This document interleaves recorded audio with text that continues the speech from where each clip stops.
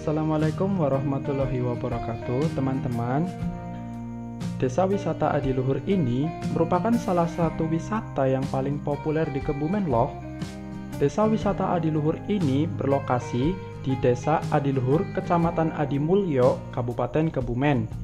Di sini banyak sekali destinasi wisata pilihan yang bisa dijadikan untuk sarana liburan sekaligus sambil belajar, seperti Taman Reptil, Kampung Wisata Inggris, Museum Desa, dan sebagainya.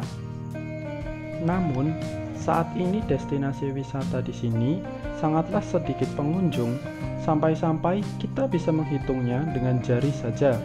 Karena masa pandemi yang persentase penyebarannya cukup tinggi di Provinsi Jawa Tengah ini. Nah, bisa dilihat pada grafik, persentase penyebaran COVID-19 di Provinsi Jawa Tengah sangatlah tinggi, sehingga memaksa kita untuk tetap berada di rumah. Sebelum adanya pandemi ini, Desa Wisata Adiluhur ini sangatlah ramai dengan pengunjung, bahkan ada yang menginap di homestay yang disediakan Desa Wisata Adiluhur ini. Nah, di sini kami telah mewawancarai ketua dari Desa Wisata Adiluhur ini, yaitu dengan Bapak Novanda. Beliau akan menjelaskan mengenai sepinya pengunjung di sini dan menjelaskan seberapa positifnya dibuatnya aplikasi Mbah Serut ini. Nah, silahkan simak video wawancara kami berikut ya teman-teman. Saya dari tim InnoVillage ingin menanyakan kepada Bapak terkait objek wisata yang Bapak kelola, yaitu Taman Reptil ya Pak. Oke. Iya. Jadi saya ada beberapa pertanyaan untuk Bapak. Mungkin Bapak bisa perkenalan dikit Pak? Iya, perkenalkan, nama saya Novanda Alimsya Nugraha. Saya Ketua Desa Wisata Adiluhur dan juga di sini saya sebagai marketing di Badan Usaha Milik Desa Mulia Jaya Desa Adiluhur. Selain itu, saya juga mengelola Taman Reptil Adiluhur, yang mana Taman Reptil Adiluhur merupakan salah satu objek wisata yang ada di Desa Wisata Adiluhur, Kecamatan Adimulyo, Kabupaten Kebumen, Jawa Tengah. Oke Bapak, mungkin saya langsung saja ke pertanyaannya Pak. Kira-kira di masa pandemi ini, manajemen pengelolaan desa wisata itu bagaimana ya Pak? Kira-kira sebagai contoh merawat hewannya, terus protokol kesehatan dan lain-lain, itu bagaimana Pak? Ya, sekedar bercerita, sejak pandemi 1,5 tahun yang lalu sampai sekarang, sektor pariwisata adalah sektor yang paling terdampak karena pandemi, utamanya di desa wisata. Dan desa wisata kami mengalami penurunan jumlah wisatawan. Bisa dibilang kita mengalami penurunan wisatawan hingga 95% sampai pandemi saat ini.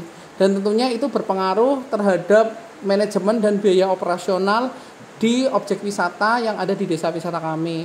Seperti kami juga harus melakukan perumahan terhadap karyawan yang bekerja di sektor pariwisata di desa wisata kami.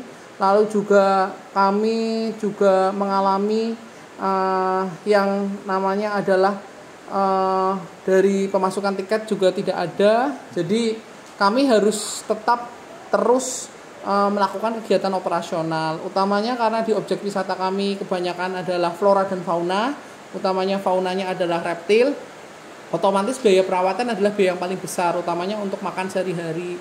Sehingga untuk makan sehari-hari kami tentunya tidak bisa mengandalkan dari tiket karena tidak ada pengunjung yang datang. Kalaupun ada, bisa dihitung dengan jari dan biasanya hanya hari Minggu. Karena kebetulan desa wisata kami ramainya memang seperti desa wisata lain pada umumnya, yaitu dari anak-anak sekolah yang berkunjung seperti itu. Jadi selama ini operasional tentunya ditopang dari kegiatan lain selain pariwisata, utamanya dari kami ya mengandalkan sektor pertanian ya. Jadi dari pertanian, dari panen padi dijual dan digunakan untuk membayar karyawan dan juga membayar pakan hewan, utamanya reptil, seperti itu.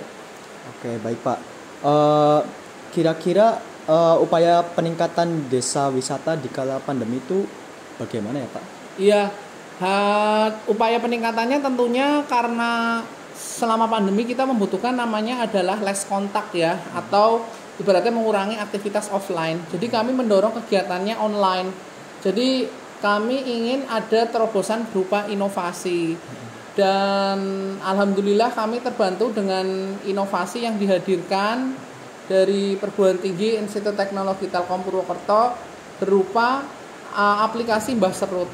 Jadi aplikasi Mbah Serut ini merupakan portal wisata edukasi berbasis game yang dapat digunakan oleh wisatawan, utamanya anak-anak, dengan membeli tiketnya secara online, dan mereka tidak harus hadir di lokasi kami. Jadi bisa melakukan tur ya, atau tur online di desa wisata kami dari rumah mereka masing-masing. Dan tiketnya dijual secara online, dan pendapatannya ini juga masuk ke BUMDes seperti itu. Dan ini membantu kami para pelaku wisata untuk bertahan dan untuk tetap dapat sustainable atau berkelanjutan sampai nanti bisa pandemi selesai pun. Kami harapannya aplikasi website Mbah Serut ini bisa dikembangkan, karena tidak hanya berbasis game saja, tapi juga dapat digunakan sebagai portal e-shopping lokal atau penjualan produk UMKM lokal yang dimiliki oleh warga desa di desa wisata Adiluhur. Seperti ada produk unggulannya di tempat kami, ada telang, lalu ada juga ada keripik ikan kating, dan juga ada berbagai souvenir yang mana souvenir itu menjadi oleh-oleh bagi wisatawan ketika berkunjung ke tempat kami. Nah, itulah wawancara bersama Pak Novanda selaku ketua dari Desa Wisata Adiluhur ini. Beliau berpendapat bahwa aplikasi Mbah Serut ini sangatlah bermanfaat untuk meningkatkan perekonomian desa di masa pandemi ini. Dengan menggunakan aplikasi Mbah Serut, kita bisa bermain sambil belajar sekaligus dipandu oleh pemandu melalui meeting Zoom. Di sini, kita bisa melihat-lihat objek yang ada di sana tanpa harus kita datang langsung ke desa wisata tersebut. Pada aplikasi ini juga sudah dijelaskan mengenai objek yang sedang dilihat, sehingga pengunjung tidak merasa bingung ketika sedang berwisata online di sini.